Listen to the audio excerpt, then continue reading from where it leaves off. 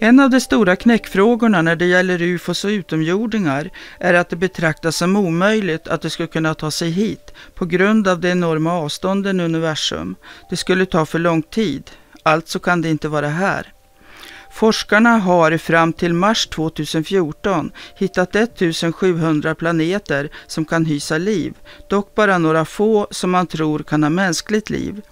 Närmaste tänkbara planet ligger 1000 ljusår bort och en resa därifrån med rymdraket skulle med en hastighet på 1/10 av ljushastigheten ta över 10 000 år.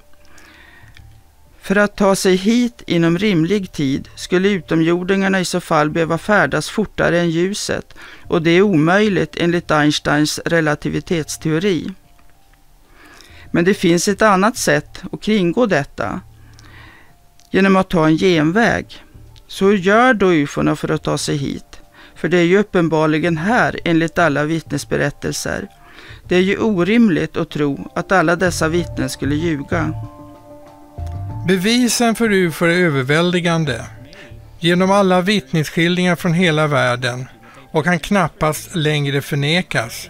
Inte ens av de mest skeptiska förnekarna. Bara i USA är det över 1 miljon människor som sett UFOs, enligt sajten UFO Evidence. Enligt samma källa uppger FN att cirka 150 miljoner människor varit vittnen till UFO-observationer sedan 1947 över hela världen. UFO-vittnen beskriver inte raketer utan en helt annan teknik. Andra farkoster utan rök och eld. Snabba accelerationer, uppdykanden och försvinnanden i tomma intet.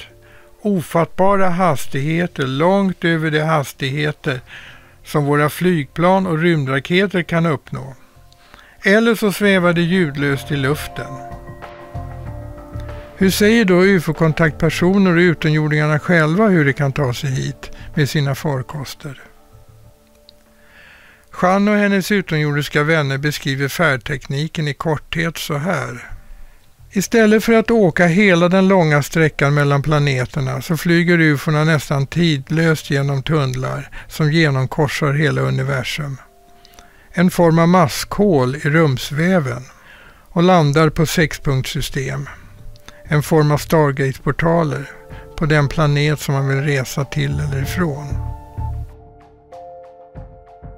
Detta är möjligt genom att utomjordingarna har ett helt annat sätt att färdas än vi är vana att tänka.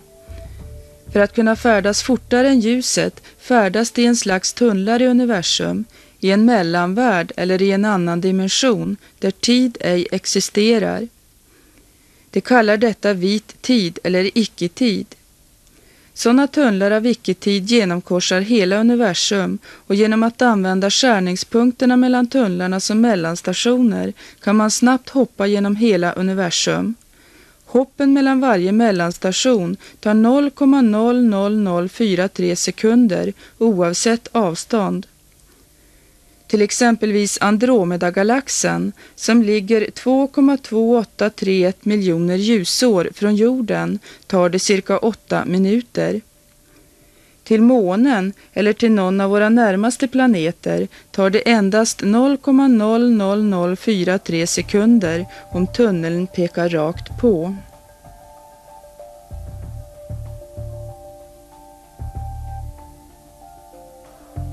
Då universum rör sig hela tiden blir de här tunnlarna i rymden ibland hopkopplade med punkter på jorden som då blir aktiverade och får icke-tidsfält och tunnelförbindelse ut i rymden som varar från någon minut upp till cirka 4 timmar.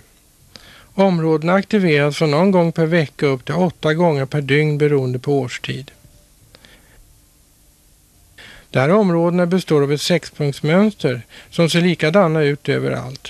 De är olika stora, vanligtvis mellan 5 till 500 meter. Så här ser kopplingen ut i princip mellan en kosmisk tunnel och ett aktiverat jordiskt 6-punktssystem.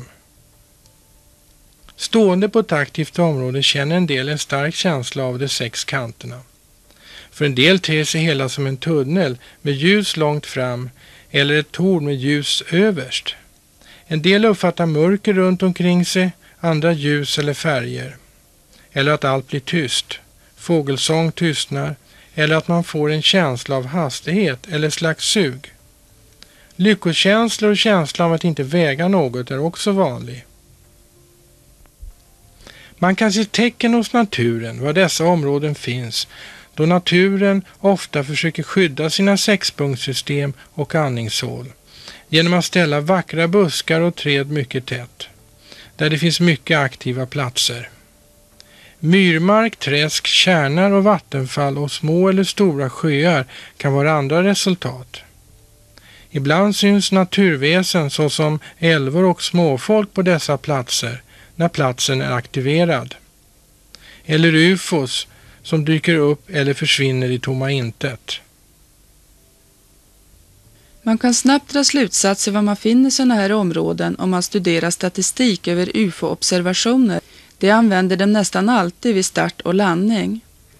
En del sådana områden har UFO-forskare faktiskt redan uppmärksammat, vet vi.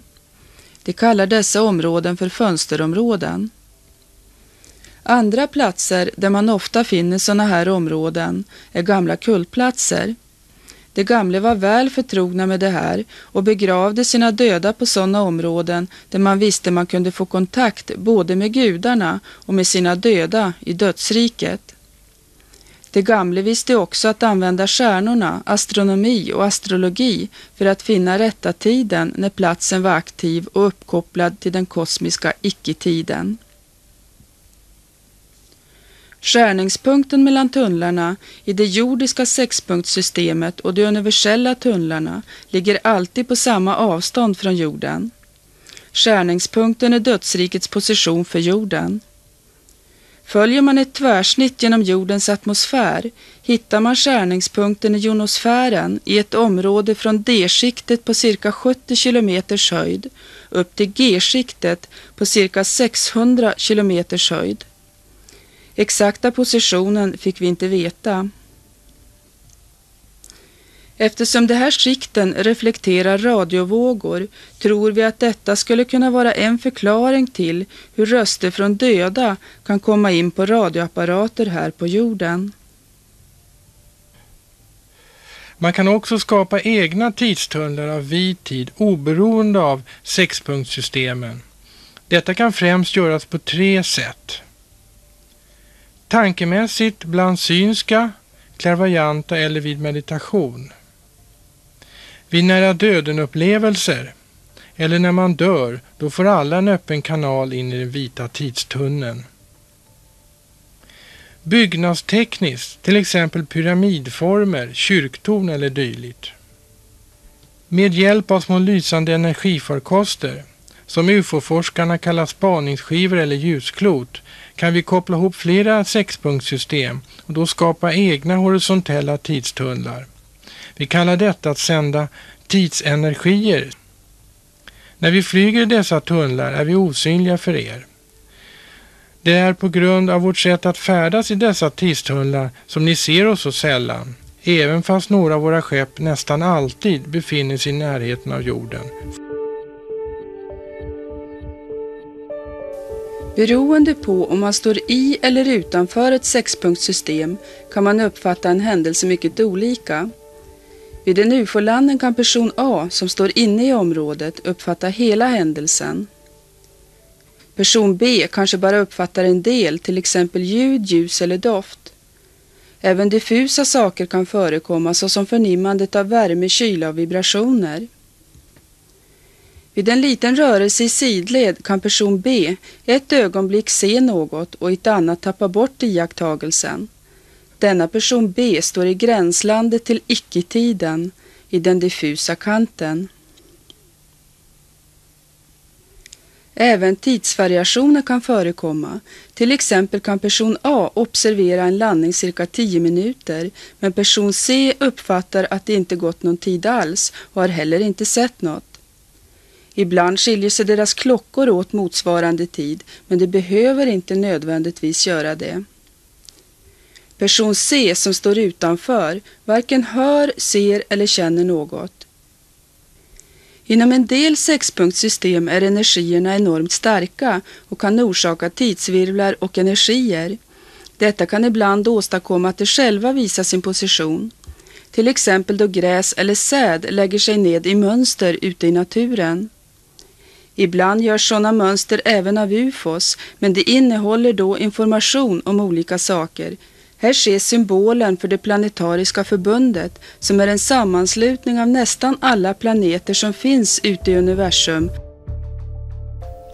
Den här informationen om hur UFO:na färdas nästan tidlöst genom tunnlar i universum som mynnar ut på 6-punktssystem lät så övertygande och spännande för oss, så vi bestämde oss för att ta informationen på allvar och försöka testa om det här kunde verifieras på något sätt. Är detta sant, så skulle det kunna förklara många av de olösta gåtorna och frågetecken som förföljt oss genom åren, som finns omkring både UFOs som andra oförklarade fenomen. En extra krydda inför våra undersökningar är att våra vetenskapsmän också beskriver både tunnlar och extra dimensioner i universum i sin forskning. Einstein och Nathan Rosén publicerade redan 1935 en uppsats där det visade att den allmänna relativitetsteorin tillät något som de kallade bryggor i universum. De är nu kända under namnet maskhål. Men Einstein-Rosén-bryggor varade inte tillräckligt länge för att ett rymdskepp skulle kunna ta sig igenom. Det skulle rämna i en singularitet när maskhålet knips av. Det har dock föreslagits av Stephen Hawking att en utvecklad civilisation skulle kunna hålla ett maskhål öppet så lång tid att det går att resa igenom det. Det är möjligt att rumtiden kan deformeras så att det uppstår en genväg i rymden. Detta möjliggör resor fortare än ljuset och även tidsresor, men då måste materia med negativ energitäthet användas. Stephen Hawking publicerade teorin om maskhål i rymdtiden på 1970-talet. Strängteoretikernas senaste beräkningar visar att universum inte alls bara har de 4 dimensionerna, 3 i rummet och en tidsaxel, utan har 10, eventuellt 11 dimensioner. De nu upptäckta 6, eventuellt 7 extra dimensionerna är så små att de inte kan ses. Vid beräkningar klumpar forskarna ihop dem till Calabi-Yau-rum eller G2-mångfalder. Dessa dimensioner är en integrerande och allestädes närvarande del av rumsväven. Det förekommer överallt. Om du exempelvis rör handen i en stor båge rör du den inte bara genom de 3 utsträckta dimensionerna längd, bredd och höjd, utan också genom dessa hoprullade dimensioner. Nya beräkningar från kvantfysiker föreslår att svarta hål inte utmynnar i en singularitet som Einstein trodde, snarare utgör de portaler till andra universum. Forskarna är inte ense än, men deras beräkningar stärker oss att utomjordingarnas information kan vara riktig om tunnlar i rymden som mynnar ut på 6-punktssystem. I nästa avsnitt visar vi vår första undersökning av ett aktivt 6-punktssystem, en Stargates-portal i Vallentuna med tunnelförbindelse ut i rymden.